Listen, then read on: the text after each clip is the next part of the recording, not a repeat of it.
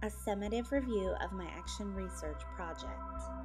When I embarked on the action research journey last year, all I knew is that I had to use technology to solve some sort of problem in the classroom.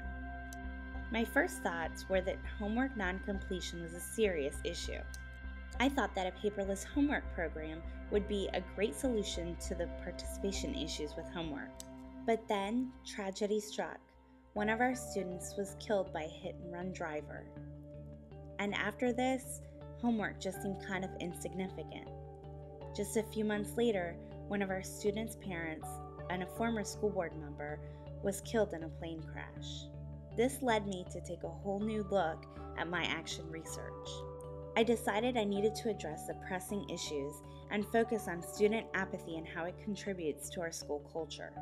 After taking a good look at the issues facing our schools, I determined that the purpose of my action research would be to overcome student apathy to increase motivation and achievement. My next step was to look at existing literature on school apathy.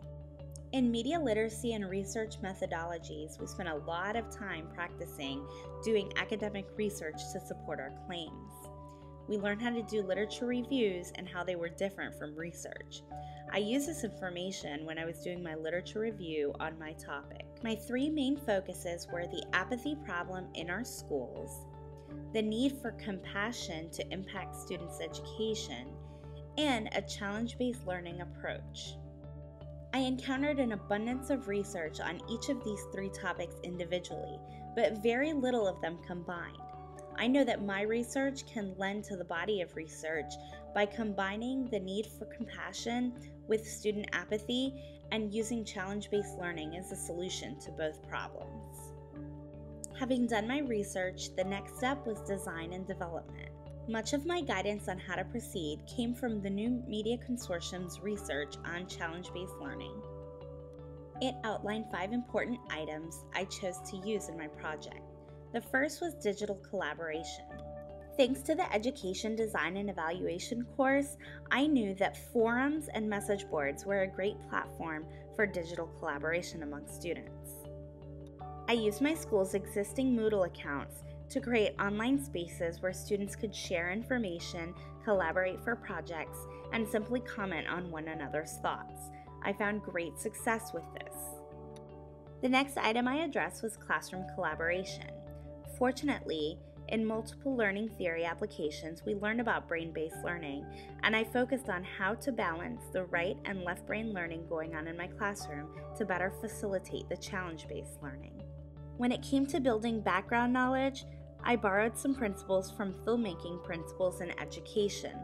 I knew that digital video clips were a good source of background knowledge builders for students. Using short video clips, I would be able to give my students information about topics I might not otherwise know anything about. The next item I had to address was meaningful technology integration in the classroom. I used the information I learned from training in motivational development, specifically Presentation Zen, to teach my students how to present in meaningful and powerful ways without overwhelming the audience. I also infused technology with the final component, journaling the process. I again utilized the Moodle board to allow students to create blogs to journal the process. This was actually a great activity for students as they enjoyed blogging, reading each other's blogs, and having an outlet other than a composition notebook to journal their journey. Once all of the components were in place, I was able to begin the timeline. I determined that week 1 would be spent introducing challenge-based learning and building background knowledge. Week 2, we would finish the background knowledge and start technology integration and learning to use the tools. In week 3, we would finally take a look at the essential questions and determine what the challenge would be. Week 4, students would gather data and brainstorm the different challenge options. Week 5, they would finalize and implement their solution, and week 6 would be a reflective week to figure out what the results were. I was pleasantly surprised at the level of student engagement once the project got on its feet. I was amazed at how self-motivated students were to look for articles to build background knowledge and to use the new technologies. When they developed their surveys to ask questions of their peers, I was really impressed with the level of depth of the questions. As they got on to putting the data together and brainstorming solutions, students were incredibly passionate and creative. Students came up with some incredible projects during the implementing solutions portion of the cycle, and when they were reflecting on the process, their level of thought was deeper than anything I'd seen in my class before. I'd like to share with you now 2 projects that were incredibly outstanding that were completely student-directed. In this episode of the Bully Boxers, students learn an important lesson about reporting things that just aren't right.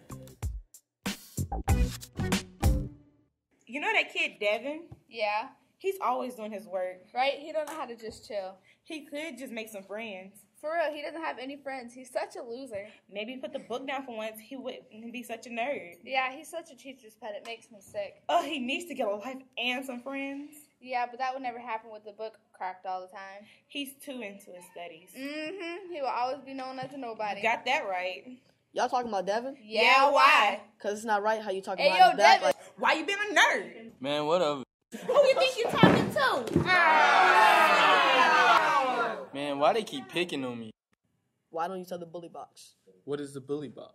It's in building 3. You can write on a paper what happened, and you can put it in there, and it's completely anonymous. Why you gotta be a snitch? Hey, Rudolfo, come here. What's up? You see what happened? Yeah, sorry. That wasn't right. You should really tell the bully box. Yeah, I should, but I don't want to be a snitch. You gotta stop worrying about what other people think of you, man. Getting picked on is no joke, and neither is reporting it. The Bully Box, it's really there in Building 3. Don't react, report it.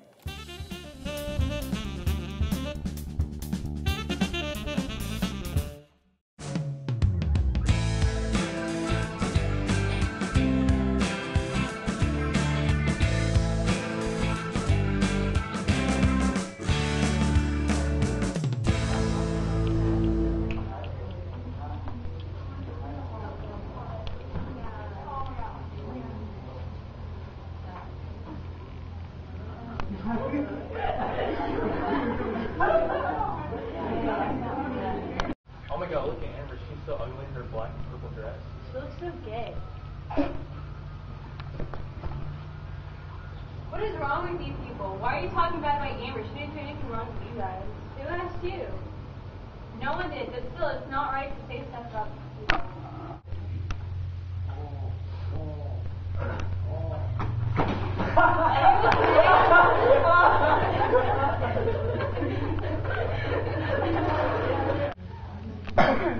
Labels hurt. Don't use them. The future of this research is hopefully a catalyst for change in instructional design. Students are supposed to be lifelong learners. We're the ones that are supposed to motivate them to learn for the sake of learning, but we haven't been doing that with our lectures and note-taking. My goal is to continue the research that changes the role of teachers from instructors to facilitators, and that enables student-centered learning environments. Certainly, schools are also supposed to be places for academic growth.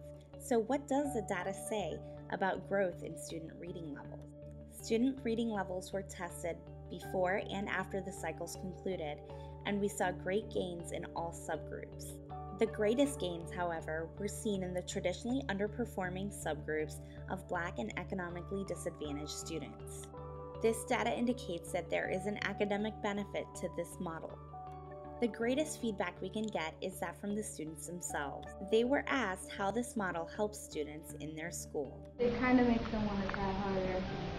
And then some teachers, they just need to take notes all the time. And it's boring and kids don't really try. They think well, it's boring in this class, so really we're not going to try in that class. That's why most people get low scores. Students were asked about the format of this class versus others. Just because you can work at your own pace and take your time. Yeah, you don't have to rush. Students also noticed the advantages of this format. This didn't even feel like a reading class, but somehow I feel like I'm a better reader because I look for stuff to read that's like the stuff we read in class. I care a lot more about myself and other people. I used to be like whatever about stuff, but I learned a lot about the harm in that. Relevance. It's a missing link in today's classroom, but hopefully this research can pave the way for better classrooms of tomorrow.